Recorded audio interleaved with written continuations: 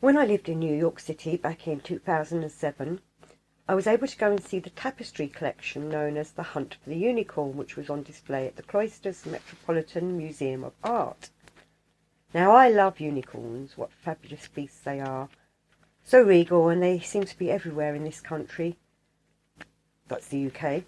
Coats of arms and such like, all with symbolic meaning.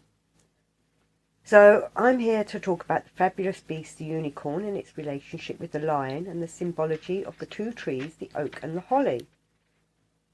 Most people know of these tapestries, the unicorn hunt, and I'm going to be using these and various other pictures. These tapestries were made around the 1500s. The actual date is unknown, and who made them and why is also unknown. But there is a suggestion that the tapestries were made around the year 1500 and were probably made in Brussels. Why the year 1500? Because the clothing depicted is the fashion from that time. There are a set of initials embroidered within the tapestries, and this again is still a mystery as to what they represent. A.E. Artist, Patron. The tapestries are full of plant and animal imagery, but what is the significance of these? The medieval flora and fauna can be seen as emblematic images, but there is a mystery about these tapestries and what they are trying to tell us. It can be seen as a drama, a mythical story, but it also has a deeper esoteric mystery for those that know of these mysteries.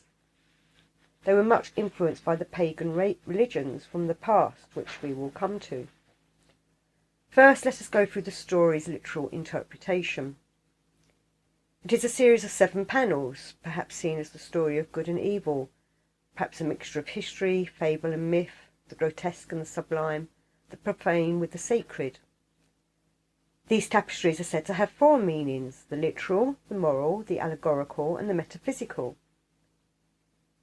Now, in those days the hunt was a part of everyday life and society. The high society took part in a hunt for fun and games, whereas the working class would have been hunting for food for the table. People love a good fantasy story, and this tale has an element of fantasy and fabulous beasts, as well as actual flora and fauna depicted, though this flora and fauna also has mystical meanings. The mystical creature that is the unicorn comes from pagan beliefs, but it has been recast into a new role, though symbolic, in the Christian tales. Picture 1. The start of the hunt. The noblemen, all dressed in their finery, lovely shoes and hats, and they send out the workers with the hounds to search for their prey. What are they looking for? Something that is priceless, the rare unicorn. Picture 2. They find the unicorn with the other beasts by a fountain out in the woods. Picture 3. The chase is on. The unicorn runs. It crosses a stream with the hunt in pursuit, hot on its tail, but they are not out to kill it, because they are unable to do so. It is too fast for them to catch, so they must set a trap and are directing it to it. There is only one way to catch a unicorn. Picture 4. The unicorn defends itself. It has no choice. It has to fight back. Picture 5. This panel is the only incomplete one. It is damaged and remains in 2 pieces, with a large part of it missing. The unicorn has one flaw. It does love a virgin. Put a virgin in its path and it will bow down and lay its head in her lap. But look at this rather ugly maiden. The cunning face, the deceit. I think that's what's made her ugly. The violation that she is a part of, the corruption of the unicorn has turned her ugly. 6 is the killed or captured unicorn taken to the castle. Picture 7 is the resurrection, or is it imprisoned? The usual train of thought amongst the academics about this tapestry is that the unicorn is resurrected, but I don't agree with that. The unicorn is chained to a tree, so it is no longer free. A few centuries after Christianity had come to Europe and become the significant religion, still in these times the pagan religions of the past had an influence and were very much in the psyche of the peoples. The old ways are embedded in the psyche, even though the Christian authorities had tried their best to suppress it. When Christianity first came to Europe, it took over the pagan sacred sites. It replaced the sacred days with saints. For example, Midsummer's Day became St. John's Day. The pagan goddess Easter became Christianity's Easter. Hares and eggs are an ancient tradition that the people would not let go of. You don't see pictures of Jesus Christ giving out eggs to his disciples or chasing hares in his teachings. So Christianity did a bit of a rubbish job at incorporating them. The slaying of beasts as a sacrifice to the old gods became instead a meal in honour of the Christian god. Instead of invoking, let's say, Diana the Huntress, one instead prayed to Mary the Mother, and so on. But the unicorn is a different beast because it is rare. There is supposedly only ever one in the world, though Marco Polo would say otherwise when he met Prester John in his travels. There were herds of unicorns, though technically a herd of unicorns is known as a blessing. The unicorn is a rare creature, rarely seen by the human eye. The horn is known for having healing curative properties. It is said to be the fastest beast in the world, and in some cases it had wings, though I do not think it drank Red Bull. Now in these tapestries there are a lot of trees, but there are 3 significant ones that I will cover in this film. The third we will come to later, but we shall start with the oak and the holly tree. The oak tree is the tree of kings. It was regarded as a spring-summer tree, its timber used for many practical things. It was associated with strength, with the weather gods, Zeus, Thor and such like, probably because it is a natural lightning conductor. The pagan religions used an oak tree to sing under and preach, so in Christianity it was regarded as the heretic's tree. The oak tree flourished in the spring and summer, its acorns lying across the land. Now the year was divided into 2, the waxing part of the year and the waning part of the year, like the moon. The oak is the spring and summer tree, so represents the waxing part of the year. The holly tree is also the tree of kings, evergreen, and the winter counterpart of the oak. The holly tree flowers after the time of the oak, and so represents the waning year. It was said to have magical influences, and it was used to decorate the house in the winter time, usually from Saturnalia onwards, and was said to protect one from witchcraft. Originally it was called the Holygon, Holegn, but Christians changed it to holy to go with the season, the Christmas festive season, and in turn this becomes holly. In Christianity, the white flowers symbolise Christ's purity, the red berries the Christ's blood, and the thorny leaves the Christ's crown. The holly bears the crown. The year was divided into 2, spring and summer, and autumn and winter, and this was supervised by the mother goddess, who was nature. Now this division was from solstice to solstice, so really it's from the winter solstice that the oak tree starts its cycle, through to the summer solstice, when the holly tree takes over. The reason for this is at the winter solstice we are welcoming back the sun which brings fertility and life, and is represented by the oak, and at the summer solstice the holly tree takes over, begins its reign, as the summer and the sunshine wane, and autumn comes with the harvest as the sun winkens for winter time. In some stories the oak king and the holly king have a battle over the attention of the goddess. This battle happens at each solstice. The summer solstice the oak king wins, in the winter solstice the holly king wins. The human king was said to be the incarnation of the tree spirit. The divine king lived only for so long because he represented the nature. As he got older his power waned. His energy began to fail him, and he would have to be killed or sacrificed. Nature has to stay young, virile, and ensure the fertility of the land and nature. A human king is a mortal man. He grows old, grows weak, and if this is happening to him, it is also happening to nature, as he is the personification of nature. There is no miracle that can regenerate the man-king. There is no spell that can rejuvenate his energy. He must die and resurrect, and that resurrection comes through another divine king taking his place. There has to be a renewal in power that is transmitted from one to the other, from the old king to the new king. So it is all a cycle. The old king sacrifices himself for the benefit of all, but the power does not die as he returns as a new king, a successor. The oak king is replaced by the holly king, who rules till his power diminishes and he is replaced by the Oak King, who rules till his power diminishes and he is replaced by the Holly King, and so on and on. So this is a seasonal story. Autumn and winter come along and the king gets weaker and is reborn in the spring, the summer, as a new king. I often wonder if perhaps this should be at the equinoxes and not the solstices, but that's just my own thoughts.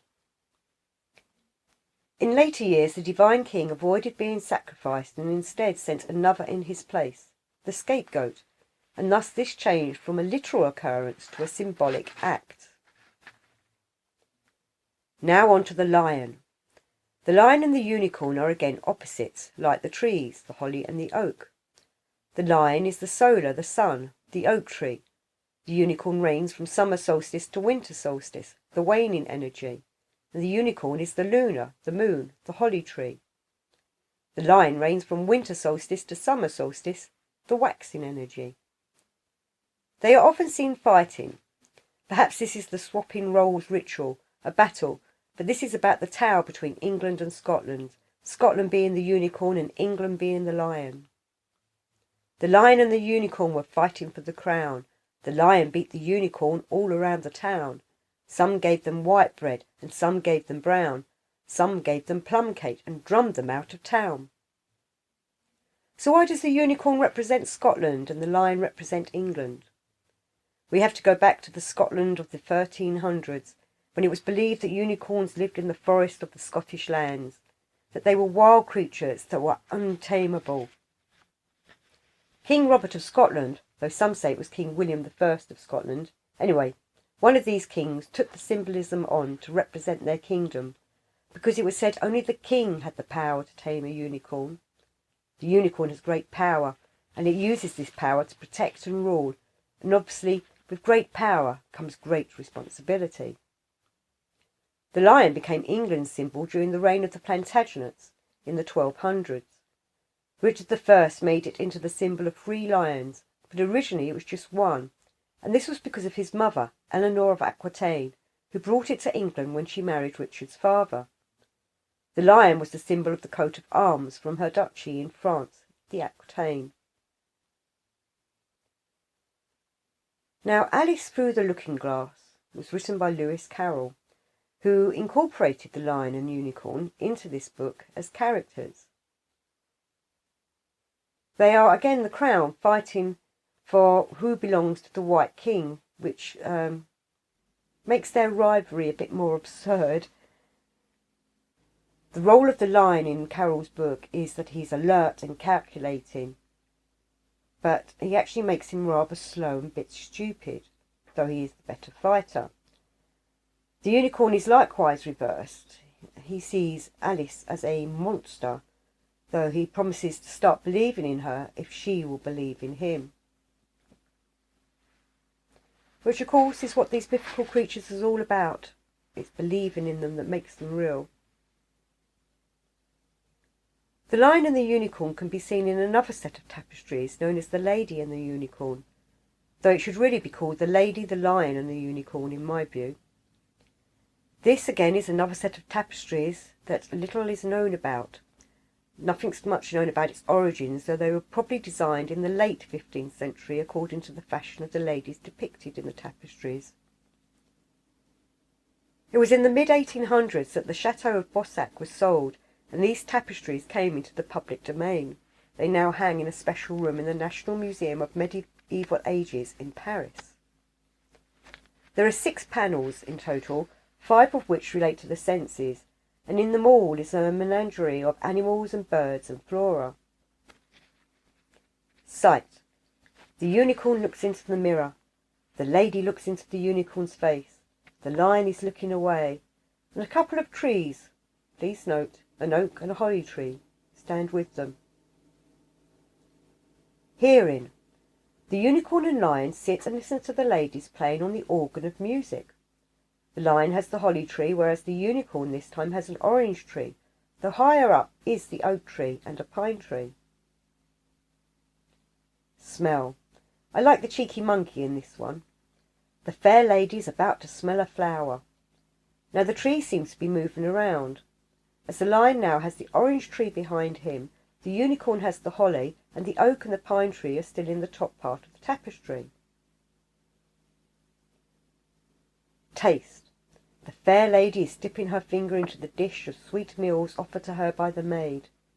Note the placing of the trees. Now the orange and the pine are now in the foreground, though still taller than the holly bush and the oak tree. Touch. The lady is touching the unicorn's horn. The cheeky-looking and rather soft and furry lion looks at the reader. The oak tree now behind the unicorn, and the holly tree is above it, and the lion has the orange tree and the pine tree. The unicorn is looking a bit goatish in this tapestry. The last one is known as a Monsieur Desire, which means to my one desire. The lady is dressed in her finery and is looking at the chest of jewels as she stands in a lavish-looking tent, and the trees have moved position again. Just look at the little unhappy-looking dog. Spoilt little thing? Many people have written theories on what this set of tapestries could mean. I agree with the view that they represent the senses, and whoever they were designed for, they would have been expensive to make, but they are so beautiful and seem to have an air of courtly love throughout them that I think they were probably a wedding gift for some young couple, or maybe a gift for a lover. The lion could perhaps represent the man and the unicorn a lady, but who really knows? But I should just draw your attention back to the tapestry for taste. There is an interesting little creature in it. Is it a young unicorn, its horn not yet developed? Maybe the horn only comes with maturity. So going back to the lion and the unicorn as the sun and the moon, as the solar and the lunar. This is all a cosmic drama, a decline and a renewal. Now all this was the type of pagan mythology that Christianity has to blend with its teachings, so we shall now return to the hunt of the unicorn tapestries. Picture 1. There is an oak tree, but no holly tree. Now there is an ash tree, which represents creation. Here is a birch tree, which is known as the tree that always has the first leaf in springtime. And there is a palm tree, though its leaves are new and fresh. And a palm tree is known to never lose its leafage. In picture 2, the fountain represents the waters of life, the font of knowledge. The unicorn cleans the water for the other animals to drink from it. The unicorn horn is renowned for its curative properties, and this water was polluted by a serpent, that evil snake that is always up to no good. How do we know this? There are no snakes in the pictures.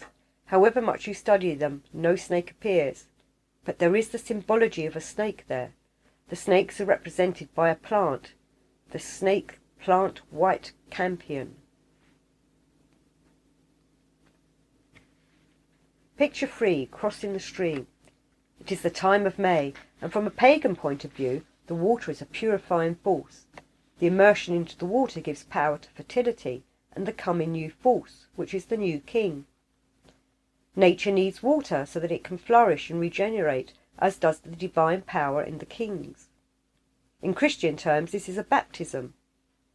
The hawthorn tree is prominent in this picture and represents life and death. It flowers in May, suggesting fertility and sexual connotations, but its thorns forewarn that what is new must become old and die. In Maytime, one would gather hawthorn boughs, then go and dance around the maypole with them, chanting in the coming summer. Also at this time, hawthorn boughs were placed in windows of maidens' rooms to protect them from the devil at night. The thorns also suggested love, as they were regarded as the sharp darts sent out by Eros's bow. The thorns in Christianity are now a symbol for the crown of thorns on Jesus' head, or the Christ's head. The violet flower is the flower of desire and amour. The pansy is regarded as the herb of the Trinity. We have amorous birds, a pair of partridges, a pair of ducks. There is some sage, a well-known aphrodisiac. And of course this is the chase, full of excitement, sexual energy builds. There is a bridge to cross the river, but the unicorn does not take it. This is the bridge between the two worlds. In ancient times it would have been Hades and the earth world. Persephone was abducted by Hades and taken to this underworld, Persephone's mother Demeter was furious, and she withheld the harvest of the earth in anger. Now the peoples of the earth world were not happy about this, and Zeus heard their complaints and had to intervene. He said that Persephone had to be released, but because she had eaten a pomegranate seed whilst in the underworld, technically she could not leave it, but a compromise was made, and she could come up to earth for 6 months of the year, and then have to go back down to Hades' realm for the other 6 months, which is the winter time, and she needs a bridge between the worlds to make this passage. The bridge is also a transition point for the season. This is the bridge that winter crosses on its departure and passes summer, who is coming along the bridge the other way, and vice versa 6 months later. In picture 4, the unicorn defends itself like a true monk. It never attacks, it only defends itself. Eastern rules. Like the Shaolin monks who were only trained in defensive manoeuvres and never in attack postures because it was against their beliefs to be the instigator, the aggressor, the unicorn character is the same. It does not attack, it can only defend itself. Summertime, and it is the changing of the guard. The old must give way to the young. The new successor is here, the holly tree. The power is about to be transferred. Succession. The holly tree is shown dominating the trees. The sun has reached its zenith, and the solar energies are waning as autumn approaches. Note the axe, the felling of the tree. In the tapestry it is a beech tree that has been chopped down, not an oak tree. The beech tree is a tree dedicated to Jupiter, but it also represents the oak tree. Beech in Greek is fagus, which sounds like the Latin for oak, fagus, which the Greek version is spelt F-A-G-U-S, and the oak version in Latin is P-H-E-G-O-S. There is a large orange tree dominating. This is the tree that represents fertility and erotic connotations. Its fruit, leaves and flowers all appear at the same time, which is unusual for a tree. In Christianity it is assigned to the Mother Mary, who was the Virgin, and yet she was also bearing a seed at the same time. The holly tree and the orange tree are depicted symbolically together, the divine king and the goddess mother coming down together whilst the oak tree is being left behind. Well, it has been cut down, though the beech tree has taken its place here. But the oak tree is still represented by the old man. The holly tree is represented in human form by the young man with the axe. Now we have here a dog who has been injured by the unicorn. The unicorn horn cuts into the body. The wound looks like a female vulva, and it is being pierced by the horn, the phallus. Other sexual imagery is represented by the apricot, often thought to look like women's sexual organs. There are plenty of fruit trees in this picture. There's also peaches, and there is also a heron, which is sacred to Hermes, again another phallic symbol for a phallic god. There are trees with nuts again, a sign of fertility, and especially walnuts, which are associated with marriage. Many of the plants depicted are in herbal lore as good for fertility, which is what this panel is all about. But look at the unicorn. It has something missing. It has no ears. This is for the symbol of silence. Silence is a metaphor, a motif for the coming betrayal. The heron, just mentioned, also is a symbol for silence, as is the peach, which is sacred to the Egyptian god Hippocrates, who is the god of silence, often seen with a finger to his lips. Frigga, the Norse goddess, had a crown of heron feathers depicting that she could hear everything, but was not allowed to speak about what she had heard. From a Christian standpoint, the lack of ears also means silence. The Christ is mute. He is past preaching. He has said all that he needs to say for those with ears to hear. He is now on the next part of his journey, that journey that leads him to be a victim of betrayal. There is also the story in the New Testament about Jesus in the Garden of Gethsemane, where Simon Peter cuts off the ear of the man who has come to arrest Jesus. So loss of ears is a sign of betrayal. Picture 5. This is the incomplete picture. The maiden's face and body are missing, so we can't see the virgin that's tempted the unicorn to lay down. But we can see that they are sat in an enclosed garden. This is the trap set for the unicorn. The virgin maiden awaits him in the garden. He sees her and cannot help himself. He enters and kneels down beside her, putting his head into her lap. In this tapestry the unicorn is looking at her transfixed. There is the man hiding in the holly bush, heralding the unicorn's capture. The unicorn is tamed by the maiden. The holly tree would be one of the main trees in this picture if the panel was complete. It would have stood in the enclosed garden, whereas the oak tree is outside the enclosed garden. The enclosed garden in Christian terms resembles the Virgin Mary, an enclosed being herself, her chastity protected by God's angels, who do not allow any evil to come near her. Christianity sees it that the maiden, the Virgin, has accepted the unicorn, the Christ, into her lap. In other words, she becomes impregnated and carries the Holy Child. It is a miraculous conception. In some unicorn tales, the unicorn sucks from the Virgin's breasts, and while he does this, she grabs him by his horn, and the hunter emerges from his hiding place and slays the fabulous beast.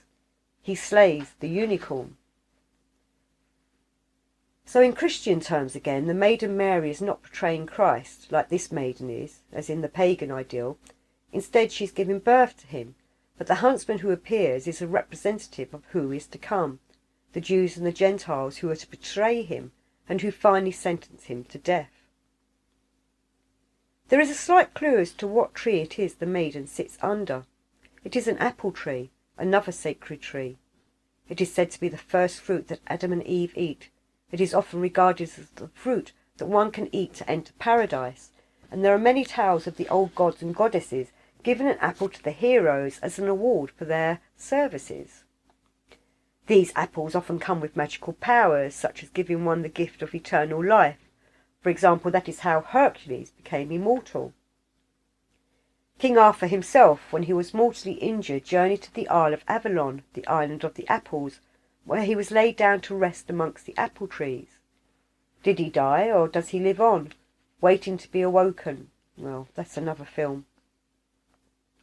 In the Garden of Eden, the serpent tempts Eve into eating the fruit from the tree of knowledge.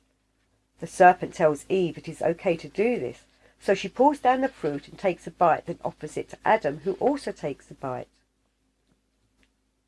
This tree of life, which is the tree of knowledge in the Bible, is not actually specified which fruit it is, and some say that the fruit is mistakenly thought of as the apple, because apple and evil are the same word in Latin, malum, M-A-L-U-M.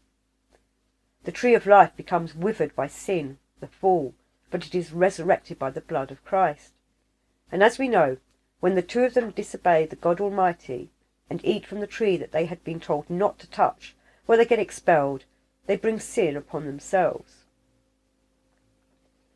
So the maiden sits, tempting the unicorn to its death under the apple tree. The unicorn will in fact live forever, as that is part of this cycle, but to become immortal one has to die first. This all seems a bit of a paradox, doesn't it? The apple is also associated with love and the goddess Venus. She won a beauty pageant and her prize was from Paris, who gave her a golden apple, and of course if we cut an apple in half, the cross-section depicts a 5-pointed star, which is the symbol for Venus. So the apple is the apple of love, yet it is also the apple of death. Why a virgin, though? Why does a unicorn get enchanted by a virgin? Because this virgin is representing the goddess of love, and the unicorn is the divine king. The representation of love is like a spell. One becomes spellbound when in love. One is under the enchantment. The unicorn is so taken by the love that it receives, and also feels that it does not see death a-coming. Panel 6. This is in 2 scenes, the slaughter and the body being taken to the castle to be presented to the nobility. The unicorn's death is violent, like the Christ's was. When Christ died on the cross, it was a sacrifice. For that sacrifice, all the souls trapped in hell were released.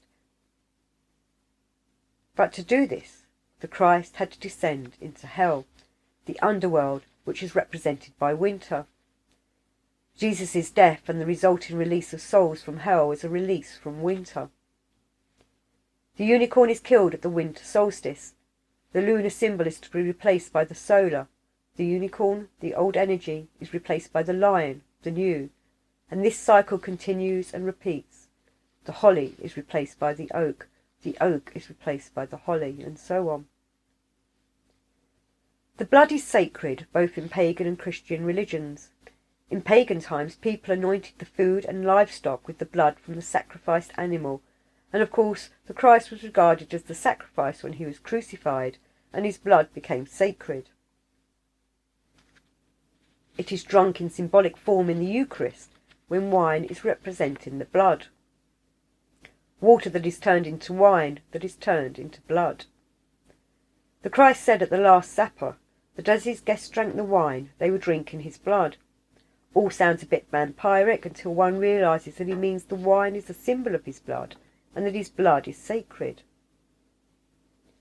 Please note the oak wreath around the unicorn's neck, perhaps a victory wreath from the Lion King who has usurped him.